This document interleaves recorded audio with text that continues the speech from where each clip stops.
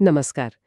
आज आपण एका अशा विषयावर बोलणार आहोत जो दरवर्षी येतो आणि अनेकांना थोडा डोकेदुखीचा वाटतो. Income tax return. बरोबर. इन्कम टॅक्स रिटर्न म्हणजे ITR भरणे. आपल्यापैकी अनेकांना माहीत असतं की रिटर्न भरायचा आहे, पण खरा गोंधळ तेव्हा सुरू होतो. जेव्हा फॉर्म निवडायचा असतो. अगदी कोणता फॉर्म निवडायचा. खास करून जेव्हा आपलं उत्पन्न फक्त पगारापुरतं मर्यादित नसतं, तर काही साईड हसल असेल, गुंतवणूक असेल हो. किंवा इतर मार्गानेही पैसे येत असतील.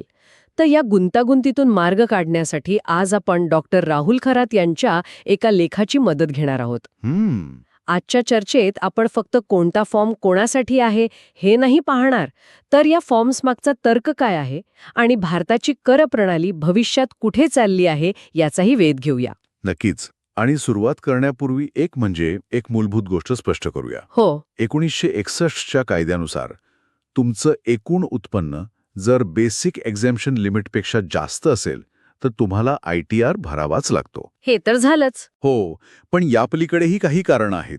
समजा तुमची टॅक्स लायबिलिटी 0 आहे, ओके. पण तुम्हाला TDSचा रिफंड हवा असेल किंवा शेअर बाजारातला लॉस तो पुढच्या वर्षांसाठी कॅरी फॉरवर्ड करायचा असेल, तरीही ITR भरणं आवश्यक ठरतं. अच्छा, म्हणजे फक्त कर्तव्य नाहीये. नाही, याकडे फक्त एक कायदेशीर कर्तव्य म्हणून न पाहता एक महत्वाचं आर्थिक साधन म्हणून पाहिलं पाहिजे. अगदी बरोबर.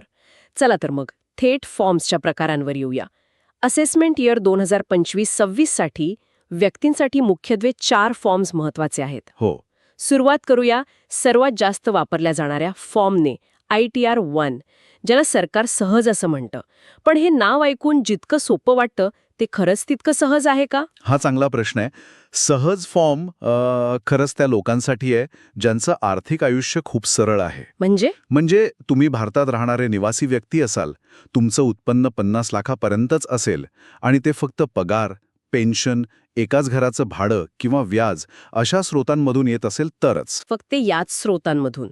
हो, यात भांडवली नफा म्हणजे कॅपिटल गेन्स किंवा व्यवसायातून उत्पन्न किंवा एकापेक्षा जास्त घरांतून भाडं मिळत असेल तर तो वापरता येत नाही. म्हणजे नावाप्रमाणेच सहज उत्पन्नासाठी सहज फॉर्म. हो, आणि इथे एक इंटरेस्टिंग गोष्ट आहे.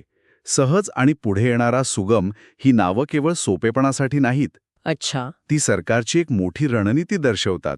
सरकारला कर प्रणाली सर्वसामान्यांपर्यंत पोहोचवायची आहे. लोकांना मध्यस्थांशिवाय म्हणजे CA किंवा एजंटशिवाय स्वतः रिटर्न भरण्यासाठी प्रोत्साहन करायचं आहे. ओके. ईज ऑफ लिव्हिंग सारखं काहीतरी. अगदी. त्या मोठ्या धोरणाचाच हा एक भाग आहे. हे खूपच इंटरेस्टिंग आहे. आता सहज नंतर येतो ITR 4, ज्याचं नाव आहे सुगम. हो, सुगम. हा कोणासाठी आहे? आणि यात ती प्रिझम्प्टिव्ह टॅक्सेशन स्कीम येते. हो. ती नक्की काय भानगड आहे जरा सोप्या भाषेत सांगता येईल का? नक्कीच. बघा, सुगम फॉर्म आहे ना, तो आहे व्यक्ती आणि HOF साठी, ज्यांना पगार, घरभाडं यासोबतच व्यवसायातून किंवा प्रोफेशनमधनं उत्पन्न मिळतं. पण ते प्रिझम्प्टिव्ह स्कीम अंतर्गत यायला हवं. बरोबर. आणि ही स्कीम म्हणजे काय, तर सरकारने लहान व्यावसायिकांना, दुकानदारांना किंवा डॉक्टर्स, वकील अशा प्रोफेशनल्सना दिलेली एक सोय आहे. सोय? कसली सोय? सरकार त्यांना म्हणतं की तुम्ही तुमच्या एकूण टर्नओव्हरच्या एका ठराविक टक्केवारीला, समजा 6% किंवा 8% तुमचं उत्पन्न माना आणि त्यावर थेट टॅक्स भरा. तुम्हाला ते किचकट हिशोब, ताळेबंद, खाती हे सगळं ठेवण्याची गरज नाही. अरे वा, म्हणजे हिशोबाच्या कटकटीतून सुटका. हो, लहान व्यावसायिकांसाठी हा एक मोठा दिलासा आहे. पण मग एक प्रश्न पडतो, ITR 4 आणि ITR 3 हे दोन्ही व्यावसायिक उत्पन्नासाठी आहेत. बरोबर. मग यात नेमका फरक काय? म्हणजे एखादा छोटा व्यावसायिक गोंधळू शकतो की नक्की कोणता फॉर्म वापरायचा? हो, हा गोंधळ होणं अगदी स्वाभाविक आहे. यातला मुख्य फरक हाच आहे की जर तुम्ही प्रिझम्प्टिव्ह स्कीम निवडली असेल आणि हिशोब ठेवायचे नसतील, बरोबर, तर तुम्ही ITR 4 म्हणजे सुगम वापरायचा. पण समजा तुमचा व्यवसाय मोठा आहे, तुम्हाला पूर्ण हिशोब ठेवायचे आहेत किंवा तुमचा नफा त्या प्रिझम्प्टिव्ह टक्केवारीपेक्षा कमी दाखवायचा आहे, ओके, किंवा तुमची उलाढाल खूप जास्त आहे, तर तुम्हाला ITR 3 भरावा लागतो. ज्यात तुम्हाला तुमच्या व्यवसायाची संपूर्ण आर्थिक माहिती द्यावी लागते. अच्छा, म्हणजे सुगम हा एक शॉर्टकट आहे. अगदी. आणि ITR 3 हा सविस्तर मार्ग आहे. ठीक आहे, म्हणजे सहज आणि सुगम हे सरळ हिशोब असलेल्यांसाठी झाले. पण ज्यांच्या उत्पन्नाचे स्रोत थोडे जास्त गुंतागुंतीचे आहेत त्यांचं काय? म्हणजे ज्यांनी शेअर बाजारात पैसे गुंतवलेत आणि विकून नफा कमवलाय, किंवा ज्यांना एकापेक्षा जास्त घरातून भाडं मिळतं. बरोबर. इथेच ITR 2 आणि ITR 3 यांची भूमिका सुरू होते. ओके. आपण ITR 2 पासून सुरुवात करू. हा फॉर्म त्या व्यक्ती आणि HUF साठी आहे ज्यांना व्यवसायातून उत्पन्न नाहीये. अच्छा. पण त्यांचे उत्पन्नाचे स्रोत थोडे व्यापक आहेत, जसे की पगार, एकापेक्षा जास्त घर मालमत्ता, परदेशी मालमत्ता किंवा परदेशी उत्पन्न, आणि सगळ्यात महत्त्वाचं भांडवली नफा म्हणजे कॅपिटल गेन्स. एक मिनिट. भांडवली नफा किंवा कॅपिटल गेन्स म्हणजे नक्की काय? म्हणजे समजा कोणी शेअर्स विकले, म्युच्युअल फंड विकले किंवा एखादी प्रॉपर्टी विकली आणि त्यातून नफा झाला. तो नफा. अगदी बरोबर. ओके. तुम्ही कोणतीही भांडवली मालमत्ता विकून जो नफा कमावता त्याला कॅपिटल गेन्स म्हणतात, आणि त्याची माहिती देण्यासाठी तुम्हाला ITR 2 वापरावा लागतो. अच्छा. जर तुम्हाला कॅपिटल गेन्स असतील तर तुम्ही ITR 1 वापरू शकत नाही, ही सर्वात महत्त्वाची गोष्ट आहे. आणि मग राहिला ITR 3. तो कोणासाठी? ITR 3 हा एक प्रकारे सर्वात व्यापक फॉर्म आहे. सगळ्यात मोठा. हो. जर तुम्ही एक व्यक्ती किंवा HUF असाल आणि तुम्हाला व्यवसायातून किंवा प्रोफेशनमधून उत्पन्न मिळत असेल आणि तुम्ही प्रिझम्प्टिव्ह स्कीम वापरत नसाल तर तुमच्यासाठी ITR 3 आहे. ओके. यात तुम्ही कॅपिटल गेन्स, पगाराचे उत्पन्न, घर भाडे असं इतर सर्व प्रकारचं उत्पन्नही दाखवू शकता. म्हणजे ITR 2चं सगळं अधिक व्यावसायिक उत्पन्न. सोप्या भाषेत सांगायचं तर हो, ITR 3 = ITR 2 प्लस व्यावसायिक उत्पन्न. बापरे, हे सगळं लक्षात ठेवणं थोडं अवघड वाटतंय. या सगळ्या फॉर्म्सच्या जंजाळातून मार्ग काढण्यासाठी लेखात काही सोपी युक्ती दिली आहे का? हो, दिली आहे, आणि ती खूप चांगली युक्ती आहे. तुम्ही फक्त 3 प्रश्न स्वतःला विचारायचे. कोणते 3 प्रश्न? 1. तुम्हाला भांडवली नफा म्हणजे कॅपिटल गेन झाला आहे का? उत्तर हो असेल तर तुम्हाला ITR 2 किंवा ITR 3 पैकी एक निवडावा लागेल. ठीक आहे. दुसरा प्रश्न, तुम्हाला व्यवसायातून उत्पन्न आहे का? उत्तर हो असेल तर ITR 3 किंवा ITR 4. आणि तिसरा, तुमची परदेशात काही मालमत्ता आहे का किंवा फॉरेन इन्कम आहे का? उत्तर हो असेल तर फक्त ITR 2 किंवा ITR 3. फक्त 2च पर्याय उरतात. हो. ही 3 सूत्र लक्षात ठेवली की योग्य फॉर्म निवडणं खूप सोपं होतं. ही युक्ती खरंच कामाची आहे. मला एक गंमत आठवते. माझ्या एका मित्राने नुकतेच काही शेअर्स विकले होते आणि त्याला बऱ्यापैकी नफा झाला होता. त्याला वाटलं पगार 50 लाखांच्या आत आहे म्हणून त्याने ITR 1 भरला. अरे रे. काही महिन्यांनी त्याला इन्कम टॅक्स विभागाकडून नोटीस आली. तेव्हा त्याला कळलं की कॅपिटल गेनसाठी ITR 2 आवश्यक होता. हे अगदी योग्य उदाहरण आहे. योग्य फॉर्म न निवडल्यास तुमचा रिटर्न डिफेक्टिव्ह मानला जातो आणि तुम्हाला नोटीस येऊ शकते. म्हणजे एक छोटीशी चूक चांगलीच महागात पडली. हो. त्यामुळे ही माहिती असणं खूप महत्वाचं आहे. या सगळ्या फॉर्म्सच्या चर्चेवरून असा विचार येतो की ही प्रक्रिया अजून सोपी नाही का करता येणार? आणि इथेच लेखातला एक अत्यंत रंजक मुद्दा समोर येतो. कोणता? तो म्हणजे 1 एप्रिल 2026 पासून योग घातलेला नवीन इन्कम टॅक्स ऍक्ट 2025. हो, ही खूप मोठी घडामोड आहे. 1961 पासून चालत आलेला कायदा बदलण्याची गरज का पडली असावी? यामागे अनेक कारणं आहेत. सध्याचा जो 1961चा कायदा आहे ना, तो अनेक दुरुस्त्या, अपवाद आणि कोर्टाच्या निकालांमुळे इतका गुंतागुंतीचा झाला आहे हो, खरंय, की तो समजायला खूप कठीण आहे. यामुळे करदाते आणि कर विभाग यांच्यात नेहमीच वाद आणि खटले सुरू असतात. बरोबर.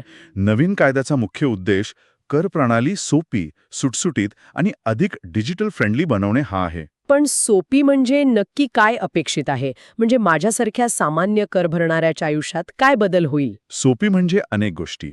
उदाहरणार्थ, भविष्यात कदाचित हे वेगवेगळे ITR फॉर्म्स जाऊन एकच कॉमन ITR फॉर्म येऊ शकतो. एकच फॉर्म? हो, जो तुमच्या उत्तरांनुसार आपोआप बदलत जाईल. जसं तुम्ही सांगाल की मला कॅपिटल गेन आहे, तसे त्याचे रकाने आपोआप उघडतील. अरे वा. याशिवाय सरकार प्री फिल्ड माहितीचा वापर वाढवत आहे. म्हणजे तुमचा पगार, व्याज, TDS ही सगळी माहिती तुमच्या पॅन कार्डच्या आधारे फॉर्ममध्ये आपोआप भरलेली असेल. म्हणजे आपल्याला फक्त तपासायचं? हो, तुम्हाला फक्त ती तपासून कन्फर्म करायची आहे. हे तर खूपच सोयीचं होईल. पण या वर्षासाठी म्हणजे असेसमेंट इयर 25-26 साठी या बदलांचा काही परिणाम झाला आहे का? हो, नवीन कायद्याची तयारी सुरू असल्याने यावर्षीच्या फॉर्म्समध्येही काही बदल केले आहेत. अच्छा. विशेषतः कॅपिटल गेन्सची माहिती देण्यासाठी अधिक तपशीलवार रकाने दिले आहेत आणि याच बदलांमुळे लोकांना तयारीसाठी वेळ मिळावा म्हणून मुदत वाढवली आहे. बरोबर. व्यक्तींसाठी रिटर्न भरण्याची अंतिम मुदत 31 जुलै 2025 वरून 15 सप्टेंबर 2025 पर्यंत वाढवण्यात आली आहे. ही मुदतवाढ महत्वाची आहे. पण समजा ही मुदत चुकवली तर काय होतं? जर तुम्ही मुदत चुकवली तर त्याला बिलेटेड रिटर्न म्हणतात. तो तुम्ही भरू शकता, पण लेट फी लागते. हो, विलंब शुल्क लागतं. शिवाय तुम्हाला तोटा पुढे नेण्यासाठी काही महत्वाचे फायदे गमवावे लागतात. त्यामुळे वेळेत भरणं चांगलं. ठीक आहे. आता आपण प्रत्यक्ष प्रक्रिया कशी असते ते पाहूया. योग्य फॉर्म निवडला, मग पुढच्या पायऱ्या काय? प्रक्रिया तशी सरळ आहे. पहिली पायरी अर्थातच योग्य फॉर्म निवडणे. हो. त्यानंतर फॉर्म 16, फॉर्म 26S, तुमच्या गुंतवणुकीचे पुरावे, बँक स्टेटमेंट, ही सगळी आवश्यक कागदपत्र गोळा करायची. मग इन्कम टॅक्सच्या ई-फायलिंग पोर्टलवर जाऊन तुम्ही थेट ऑनलाईन फॉर्म भरू शकता किंवा ऑफलाईन युटिलिटी डाउनलोड करून ती अपलोड करू शकता. आणि सगळ्यात शेवटी? सगळ्यात शेवटची पण सर्वात महत्वाची पायरी म्हणजे ई-व्हेरिफिकेशन. हे तुम्ही आधार OTP, नेट बँकिंग किंवा इतर पर्यायांनी करू शकता. व्हेरिफिकेशनशिवाय तुमची प्रक्रिया पूर्ण मानली जात नाही. आणि कागदपत्रांबद्दल काय? हे सगळे पुरावे अपलोड करावे लागतात का? नाही. आणि हीच एक आश्चर्याची पण खूप महत्वाची गोष्ट आहे. काय? आपले सर्व ITR फॉर्म्स हे अटॅचमेंटलेस आहेत. म्हणजे रिटर्न भरताना तुम्हाला कोणतीही कागदपत्र जसं की भाड्याची पावती किंवा गुंतवणुकीचा पुरावा अपलोड करायची गरज नसते. म्हणजे सरकार आपल्यावर विश्वास ठेवतं. बरोबर. ही संपूर्ण प्रक्रिया घोषणेवर आणि विश्वासावर चालते. कर विभाग तुमच्यावर विश्वास ठेवतो की तुम्ही जी माहिती देत आहात ती खरी आहे. पण याचा अर्थ असा नाही की तुम्ही पुरावे जपून ठेवायचे नाहीत. भविष्यात तुमच्या केसची छाननी म्हणजे स्क्रुटिनी झाली तर तुम्हाला हे सर्व पुरावे सादर करावे लागतात. अच्छा. म्हणजे विश्वास आहे, पण तो सिद्ध करण्याची तयारीही ठेवली पाहिजे. अगदी बरोबर. वा. आजच्या चर्चेतून बऱ्याच गोष्टी स्पष्ट झाल्या. तर आपण या सगळ्याचा एक निष्कर्ष काढायचा प्रयत्न करूया. आजच्या चर्चेतून मिळालेले महत्वाचे मुद्दे कोणते? मला वाटतं 4 मुख्य मुद्दे आहेत.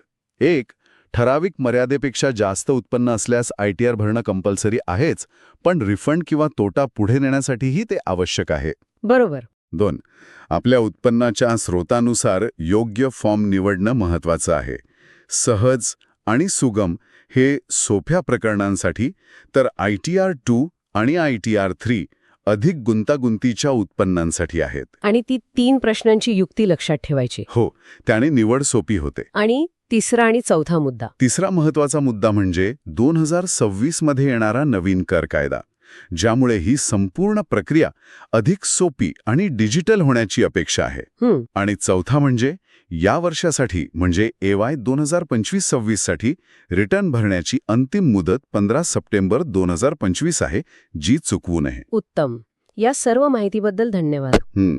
या चर्चेमुळे माझ्या मनात एक महत्वाचा प्रश्न निर्माण होतोय, ज्यावर विचार करायला हवा. लेखात नमूद केल्याप्रमाणे 2026 मध्ये येणारा नवीन कायदा प्रक्रिया सोपी करेल, हे नक्कीच स्वागतार्ह आहे. पण या सोपेपणाच्या पलीकडे जाऊन हा नवीन कायदा करदाता आणि कर विभाग यांच्यातील मूलभूत संबंधांमध्ये काही बदल घडवू शकेल का? खूप चांगला मुद्दा आहे. सध्या हे नातं अनेकदा भीती, अविश्वास आणि केवळ नियमांचं पालन करण्यापुरतं वाटतं. हो. ही प्रक्रिया इतकी पारदर्शक आणि सोपी होऊ शकते का, की हे नातं अधिक सहकार्याचं आणि आर्थिक भागीदारीचं होईल, जिथे सामान्य करदात्याला आपला कर देशाच्या विकासात थेट गुंतवल्यासारखा वाटेल? केवळ प्रक्रियेतील बदल पुरेसे आहेत की त्यासाठी मानसिकतेतही बदल आवश्यक आहे, यावर विचार करणं रंजक ठरेल.